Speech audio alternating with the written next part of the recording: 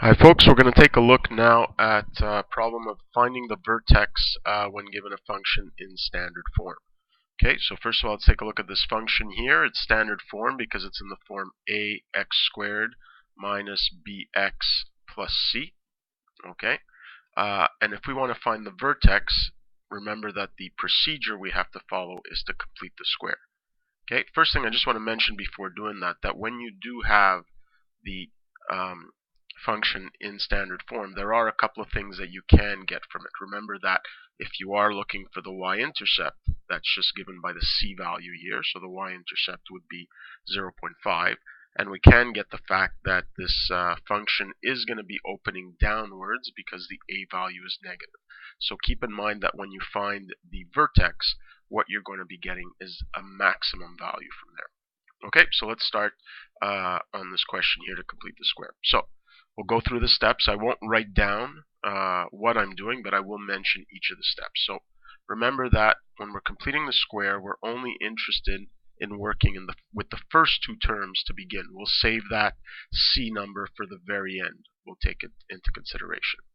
So the first thing you have to do, regardless of what the number is in front, you always have to factor out the coefficient of the x squared. So I'm always factoring out negative 0.0004 in this case here, because that's the coefficient of x squared, and I have to factor it out from both the first and second term. So here, factor that number out, and I'm just left with x squared, which is what I want. And now here, I need to also factor it out from the second term, and remember how we do that is we do that by dividing the numbers. Okay, so make sure that you're dividing negative 0.0064 by the a value, which in this case here is negative 0.0004. And when we divide that, we get 16. Okay, and notice here that it's positive 16. So that's why I'm always careful about inputting the correct signs. So here we have plus 16x. Okay, and then of course we always have the 0.5. Okay, so step one is factoring out the coefficient of the x squared. Now I can work with what's inside the bracket, and now I'll go to complete the square. So in order to complete the square, I always take half of this b value, in this case here 16, so 16 divided by 2 is 8, and I add that number squared, and I also have to subtract that number squared. Okay? So I'm always adding the square and subtracting the square. Okay, next step. Okay, within the bracket, the first three terms are what factor to give me my perfect square. So this is what we're looking for, x. And here, since the coefficient of x is positive, it's going to be an addition inside the bracket. If it was a subtraction here, I'd also have a subtraction inside the bracket. So x plus that number that I squared, 8. That's my perfect square. And then I still have this portion left over, so minus 8 times 8 is 64. Okay, and then the 0.5. And now all that remains to put it in vertex form, so we'll be able to read off the vertex, is to simplify. Okay, so we start off by distributing this number here in front, so we distribute it to the first term. Okay, which is the perfect square, so x plus 8 squared. And then here, let's do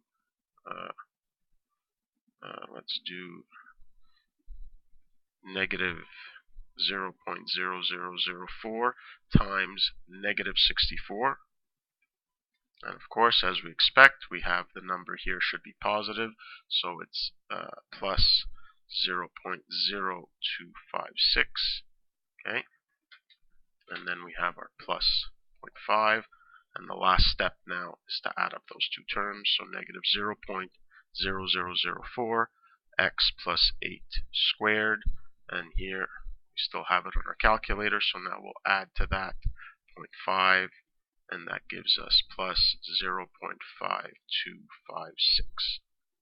Okay, so now this is in fact, in vertex form, because it's a times x minus h squared plus k. So now let's find our vertex. Okay, And our vertex here is given by, well, first of all, the number in the bracket is the x value of the vertex. So remember, anything inside the bracket, we're always going to look at the opposite sign. So if we have a plus 8 here, we know that the x value of the vertex is going to be negative 8.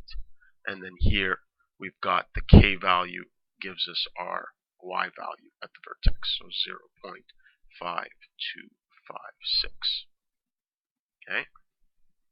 Now, since this was a quadratic with a negative a coefficient, we know that this vertex represents a maximum. So this number here would be our maximum value, and the x value at which it occurs would be at negative 8. Okay, so let's just recap. If you're given a function in standard form, and you need to find a maximum value, minimum value, when it occurs, find the vertex, any of those things means you're going to have to put it into vertex form, and we do that by completing the square, by first factoring out the a value from the first two terms, completing the square in the bracket, and then simplifying till you get to vertex form. Okay, and that is it.